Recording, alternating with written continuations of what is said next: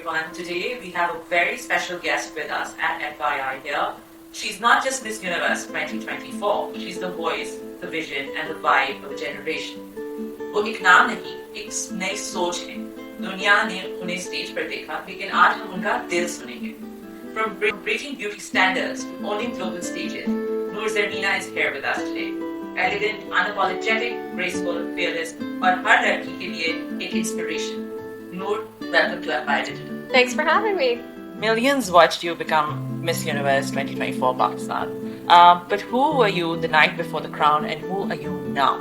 That's a good question. I think before winning, I always felt like I had this creative calling, but it hadn't been validated by any sort of professional experience. It was just something in my head. Yeah. So I felt like winning this title was really a really personal experience for me, and knowing that, okay, I feel like I picked the right path. I left my career in finance to do something more in the creative industries, and I guess I wasn't wrong because it's responding to my efforts. Obviously, I'm sure there's a huge portion of luck that went into winning. Yeah. But for me, it was really like validating, knowing that, okay, I'm not crazy. Yeah. I can model. Yeah. I can work in entertainment, and I'm being recognized for that. So I think it gave me like a kind of confidence that I've never experienced before. Yeah, and then you pivoted from like a corporate and you had studied from Imperial and all of that. Yeah. And that's a complete shift. It's like a different planet. Yeah, exactly. Exactly. Like went through a wormhole and came out into this other universe of like glamour and cameras and lights, and it's not what I've studied. Yeah. It's not what I pursued most of my life. So it's all new, like foreign ground to me. And after doing something like Miss Universe, I feel like now, if I want to start a business, I feel like I'm confident enough to do it. I can do anything if I've survived that. Yeah. All right. So did you feel the win before it happened? Any signs or moments that made you think this is it?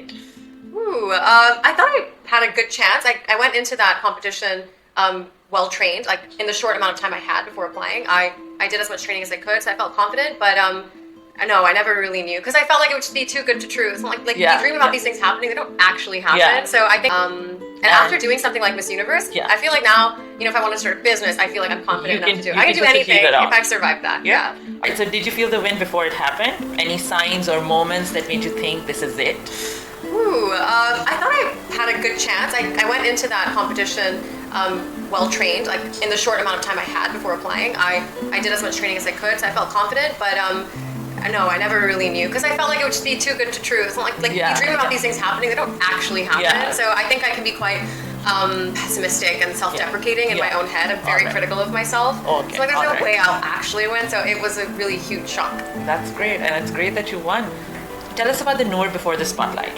What was growing up like? What were your insecurities? And because I say insecurities because in today with the whole social media and looking perfect and these villas and all of that with young girls, there are a lot of insecurities, a lot of them. And did you ever feel like that growing up, and when you were making that pivoting from that corporate to this, and when during that pageant, did you feel that oh my god, those girls look better, or I don't know, they've had more experience in this, all of that, what do you have to say about all of that? To touch on the first part in terms of insecurities growing up, I think I'm very blessed in that social media hadn't completely taken over the world when I was in high school. Like we were just getting Snapchat, I had just gotten an iPhone after fighting with my parents for it. So I think I was shielded from a lot of it because of simply like the year I was born. But don't get me wrong, I grew up with a host of insecurities. I never at all imagined that I'd be a Miss Universe contestant because I think I felt very conscious of my body. I was, sometimes bullied for being very skinny.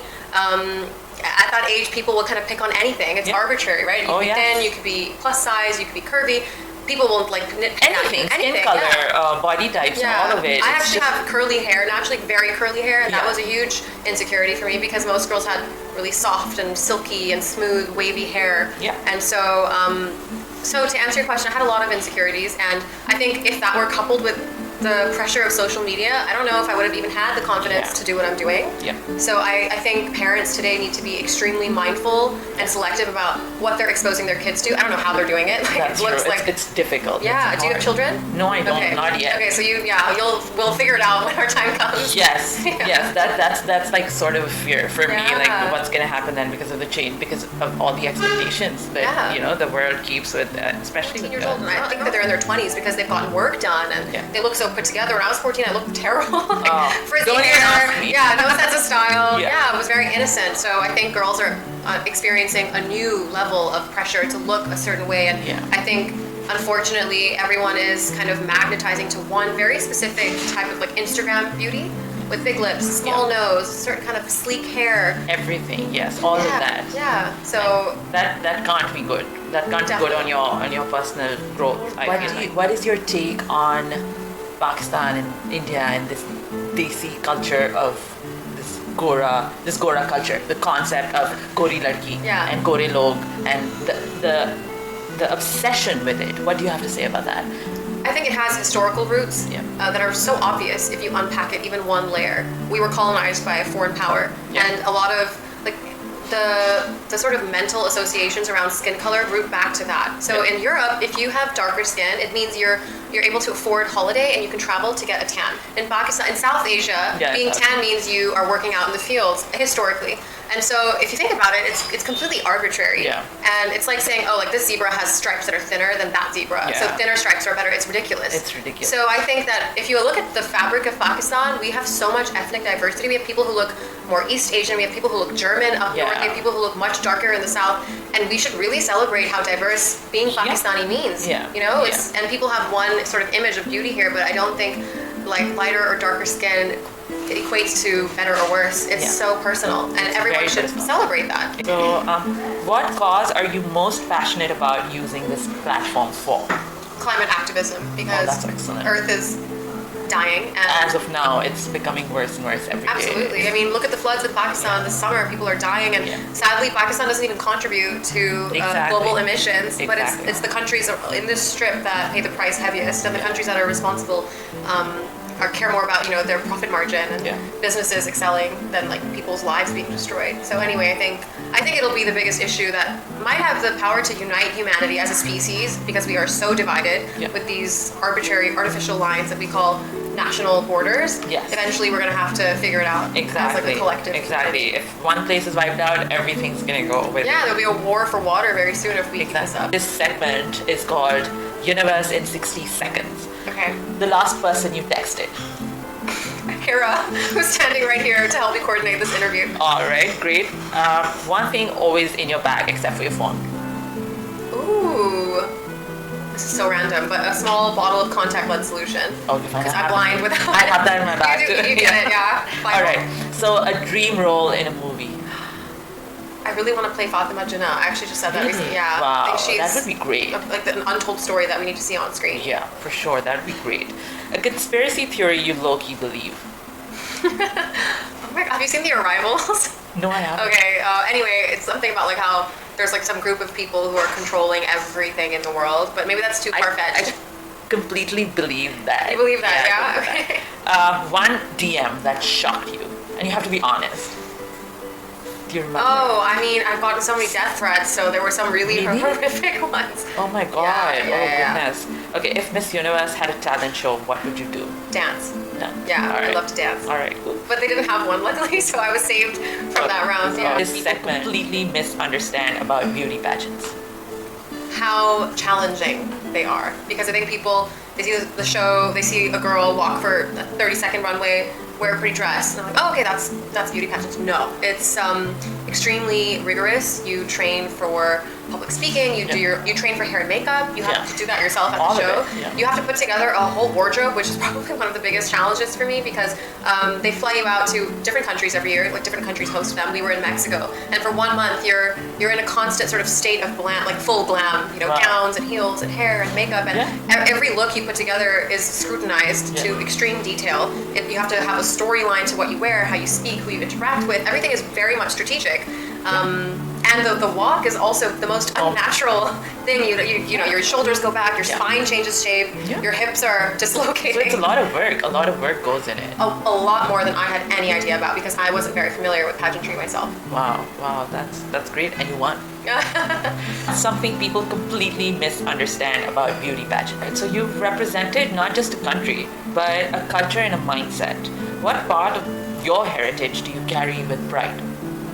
Ooh, see, this is a tricky question because I haven't grown up fully in Pakistan. I know. So I think there's a lot of responsibility carrying a culture that is majority conservative, and as a woman who isn't like that per se, I found that very tricky, especially, for example, in Miss Universe, you have a swimsuit round. I didn't know what to wear because I personally wear all kinds of bathing suits, but I don't think that that's representative of Pakistan. And this is something I am always grappling with as a Pakistani woman. What does it mean when do you have to choose between your personal identity and your national identity? Because I think being maybe even South Asian in a broader sphere, a lot of people sacrifice their personal identity for the national. And there's a lot of good to that, but I think it can also be detrimental to growth and kind of being more authentic as an individual. So I'd say what I carry with a lot of pride is, you know, our rich culture when it comes to fashion, when it comes to dance. Our language is so beautiful and rich. So I think, you know, I try to celebrate all the fun aspects of it. That's great. And keep kind of neutral when it comes to the more conservative things. I don't speak to those things. I think that's the wisest thing you can do. You have to stay away from that. All right. And how do you handle being a global symbol while staying rooted in your own story? So I thought this is relevant to what you just said. Ooh, I think like you kind of, when you're an artist and you're working, you know, in entertainment or fashion, you have a lot of attention on you from press and media. You kind of have to learn to switch things on and off. And if you don't know how to switch off, it can be really draining. And so I have very kind of strict boundaries between personal and professional life, and they never really mix. That's excellent. And that's how I stay sane. I spend a lot of time, like my free time, just with my family, in nature. I've become quite a hermit, I would say. I'm very selective about how I spend my free time and who with. So I think that's like an important and healthy balance you keep. First makeup product you ever owned? Lip gloss. Okay. Drugstore or designer makeup? Drugstore. I'm all about skincare. Skincare step you never skip? Sunblock. All right. What's your go-to lip color? Like a mocha brown. I can't do pinks, can't do reds, never. All right. One beauty hack every girl should know. Fake eyelashes. I think they're game changing. I like glue them on my corners all the time. Oh wow. It just like lifts your eyes. Noor, do you feel the pressure to be perfect, especially in the age of cancel culture? 100%, especially when you become someone more public facing.